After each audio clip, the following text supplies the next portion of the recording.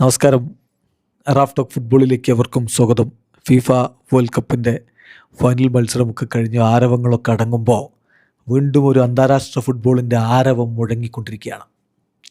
അപ്പോൾ ചാമ്പ്യന്മാരായിട്ടുള്ള സ്പെയിന് അടുത്ത ടൂർണമെൻറ്റ് ഇറങ്ങുന്നു. അവരുടെ അടുത്ത മത്സരങ്ങൾ എന്തൊക്കെയാണ് നമ്മൾ നോക്കുകയാണ്. ഈ വർഷം യുവേഫ നേഷൻസ് ലീഗിൻ്റെ ഗ്രൂപ്പ് സ്റ്റേജിൽ 6 മത്സരങ്ങൾ സ്പെയിൻ കളിക്കുന്നു. സ്പാനിഷ് ആരാധകരെ, ലോക ചാമ്പ്യന്മാരുടെ ആരാധകരെ, വമ്പന്മാരോട് മുട്ടാൻ പോവുകയാണ് നിങ്ങളുടെ സ്പെയിന്.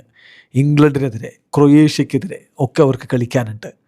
സ്പെയിനിൻ്റെ ഈ വർഷത്തെ ബാക്കി മത്സരങ്ങൾ നമ്മൾ നോക്കുകയാണ്. യുവേഫ നേഷൻസ് ലീഗിൻ്റെ ഗ്രൂപ്പ് സ്റ്റേജിൽ ആദ്യ മത്സരം സെപ്റ്റംബർ 27. ഇനിയിപ്പോൾ international break September, October club ചെയ്തിട്ടുള്ള സൂപ്പർ ഫിഫ ഡേറ്റാണ്.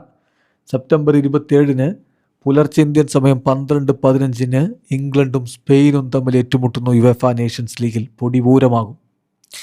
കഴിഞ്ഞില്ല സെപ്റ്റംബർ 30 പുലർച്ചെ 12:15 സ്പെയിൻ ക്രൊയേഷ്യക്കെതിരെ ഏറ്റുമുട്ടുന്നു.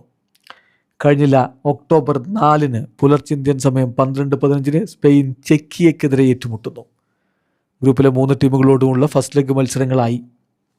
പിന്നെ റിട്ടേൺ ലെഗ് മത്സരങ്ങളാണ്. റിട്ടേൺ ലെഗ് മത്സരം ഒക്ടോബർ 7 പുലർച്ചെ 12:15 ക്രൊയേഷ്യയുമായിട്ട് സ്പെയിൻ എവേ മത്സരം കളിക്കുന്നു. ആദ്യ മത്സരം ഹോം മത്സരമായിരുന്നു.